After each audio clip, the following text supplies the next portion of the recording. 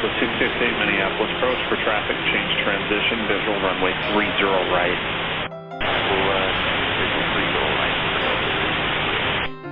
Hello everyone and welcome back to my channel. In today's video, I'm on approach to the Minneapolis St. Paul International Airport from the west.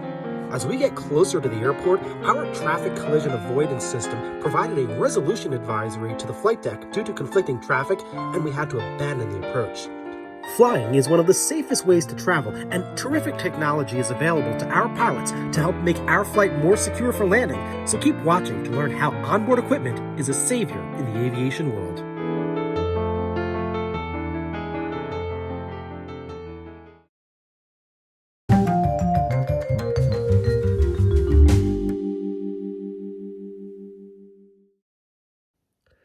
At the beginning of this video, you heard the pilot check in with Minneapolis Approach Control, a radar facility handling air traffic in the Twin Cities area. We're flying an RNAV arrival procedure called the Torgy 3 arrival, but as we get closer to the airport, we'll receive radar vectors from the approach controller to the runway. For now, we're just following the route that's published until we need to get vectored into the traffic pattern. Speaking of the traffic pattern, MSP is a busy airport today. Many airplanes are approaching from different directions, so the approach controller is going to hand us off to a second approach controller in the same facility who can provide us with radar vectors and approach clearance to runway 30 right. Delta 668, contact approach 119.3. 19.3, Delta 668. Let's check in with that second approach controller now. Approach Delta 668, 11.5% via the Torgy 3 for 30 right. Delta 668, Minneapolis approach, good evening. We were just given a good evening by the approach controller, so all we need to do now is continue to follow the Torgy 3 arrival. Things will get more exciting as we get closer to the airport, and as you already know, this will not be a routine approach, but a safe one, and I really hope this video highlights aviation safety. Many of my viewers have told me that my videos have eased their fear of flying, even though I never really talk about safety, but this video has a safety aspect in it. You'll see as we get closer to the airport.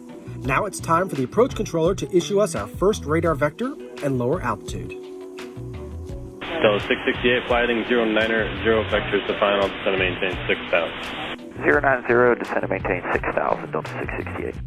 A 90-degree heading points us due east, and 6,000 feet brings us closer to the ground. The airport itself has an elevation of just over 800 feet above sea level.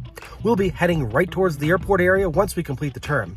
We'll be landing on runway 30 right, and instead of turning to the right before the airport, then making left traffic to the runway, we'll be overflying the airport area, then turning right to make right traffic to the runway. As we get closer, we're issued a lower altitude.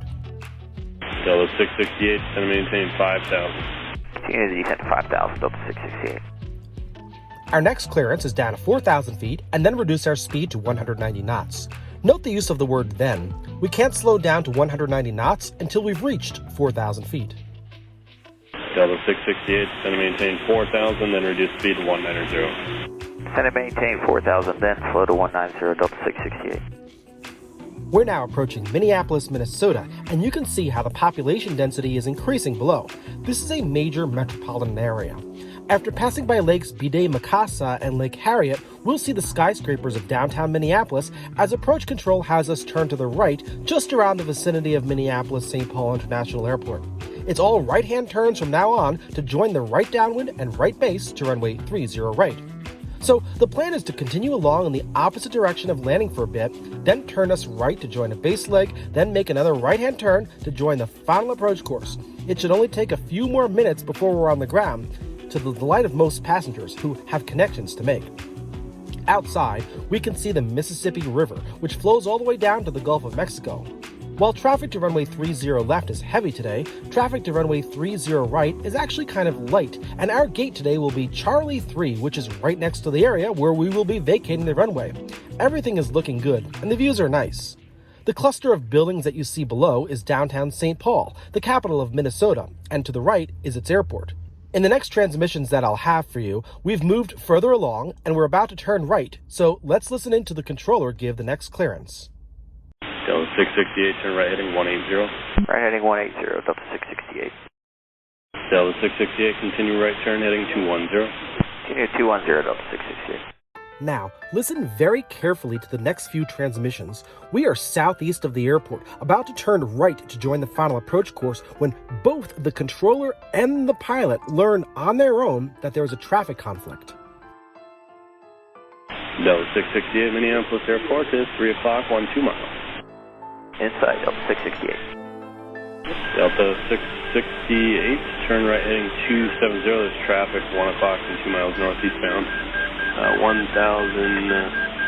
8,000 indicated, and can't quite see the other altitude.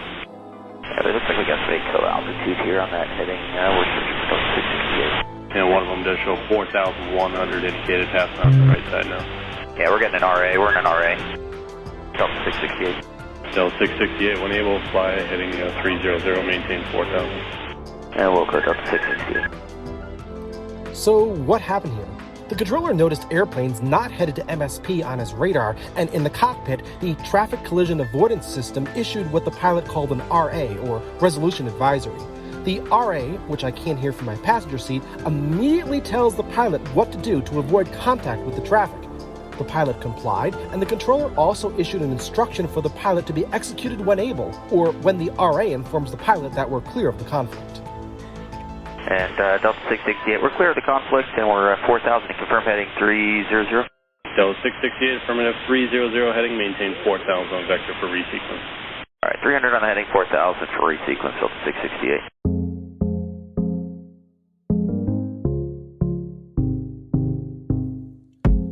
We definitely can't land, so new turns need to be issued to fit back into the traffic pattern. We should have been lined up at the runway and cleared for the approach by this point, but that's not happening, so we need to repeat what just happened in the last few minutes. Like before, we'll be issued a series of right turns to get back to the airport. Delta 668, turn right heading 030. Right heading 030, Delta 668. And in the most rare of occurrences for an arriving flight anywhere, we're told to climb higher. Delta 668, climb and maintain 5,000. All right, out of 4 for 5, Delta 668. And the controller then asks if our pilot can see the traffic and continues to point it out. Delta 668, were you able to see that traffic at all? No, negative. We were unable to see that traffic for Delta 668. Delta 668, roger, and that traffic is now 2 o'clock westbound. It's a Duke Beacon. Target 1 shows 1,800, the other 4,100 westbound. There's a Fleming Airport right underneath you now. Hey, firm, we got the airport in sight. We're still searching for the traffic. We have them on the TCAS for Delta 668. Delta 668, roger. Again, thanks to the technology on board, even though the pilot can see the traffic out the window, the collision avoidance system shows the plane so the pilot knows where it is. We are safe. From here, it's back around to the right to join a second right downwind and right base leg to runway 30 right. Delta 668, turn right heading 120. Right heading 120, Delta 668. And once we're closer to the final approach, we can finally get back on down to 4,000 feet, the altitude that we were at previously before all this happened. Delta 668, descend and maintain 4,000. All right, out of 5 for 4, Delta 668. This video is all about right turns. Here's the next one to bring us around on the base leg. Delta 668, turn right heading 210. Right heading 210, Delta 668. Let's hope we make it in this time. I, along with others, have flights to catch here at MSP. It's a nice day here, and that will allow us to fly a visual approach, providing that the pilot can see the airport. Once that's confirmed, we can fly right into the runway and land. Delta 668, Minneapolis Airport, 2 to 3 o'clock, 14 miles. Inside, Delta 668. Delta 668, turn right heading 250, clear visual approach, runway 30 right. Heading 250, cleared visual approach 30 right, Delta 668. Previously, we never made it to the point where we were clear for the approach, so I'm glad we're a step closer now. As we get closer to the airport, the approach controller hands us off to the tower controller at the Minneapolis St. Paul International Airport. Delta 668, thanks for your patience today. Reduce speed to 170 to Jacko and contact the tower 123.9 or 5 today. No worries, going to 170 to Jacko and then over to tower, Delta 668. Jacko is a location 6.8 miles out on the final approach course. Let's contact the tower. Tower, Delta 668, Jacko for runway 30 right. Delta 668, Minneapolis Tower, wind 320 at 11, gust 20, and 30 right, clear to land. 30 right, clear to land, Delta 668. We are cleared to land. The rest of the flight is routine. I can't emphasize how much the TCAS technology, along with the human input from air traffic control, helped us. Back in the 1950s, a mid-air collision prompted research into the prevention of aircraft collisions, but it wasn't until the 1980s that the TCAS collision avoidance system was implemented, and since then, TCAS has saved thousands of lives. All commercial aircraft are equipped with TCAS. TCAS will often point out traffic alerts to pilot in addition to the air traffic controller looking at the radar scope.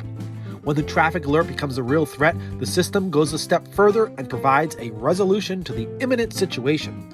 That's what happened here. A resolution advisory such as climb or descend might be issued to help avoid an impending collision.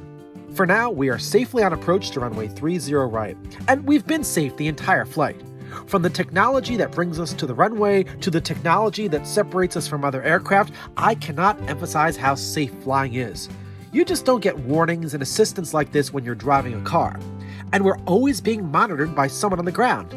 In the case right now, it's the local controller and the tower at MSP Airport who will keep an eye on us by two methods. The first is radar, and the second is by looking out of his window from the tower. And the same will apply once we're on the ground. The ground controller will use surface radar as well as looking out the window as we taxi into the gate. And as I mentioned earlier, our gate is right off the runway, so we'll be at the gate very quickly after touchdown.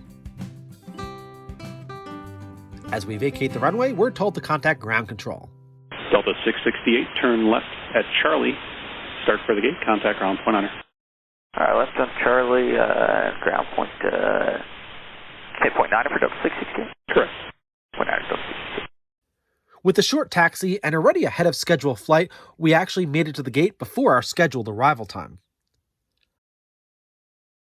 Upon arriving at the gate, I could not help but talk to the pilot about what happened on the first attempt at landing. I referred to our situation as a go-around, which it really wasn't, but at the time, I didn't really know too much about what had happened, and I assumed the small airplane had to do with St. Paul Airport, which it did not. But again, I didn't know what had happened at the time. Here's me talking to the pilot upon deplaning. Thank you. Why'd we go around the first time? There was a small airplane at the airport right next there. Oh, St. Paul. Thanks. On the ground here in Minneapolis, I just asked the pilot, why did we go around the first time? He said that there was a small airplane at the nearby airport, which I'm assuming is St. Paul. That was interesting. Well, you never know what to expect when you're flying. It's always exciting, though, to fly a go-around. It's about the third or fourth time I actually have been on a flight where we did go around, and this is the first time I'm bringing it to my channel. Speaking of my channel, if you're not a subscriber to my channel, I invite you to click on the subscribe button below to be updated as to when I post my newest video. There'll be a lot more to come. Thanks, everybody. Appreciate it, and see you very soon.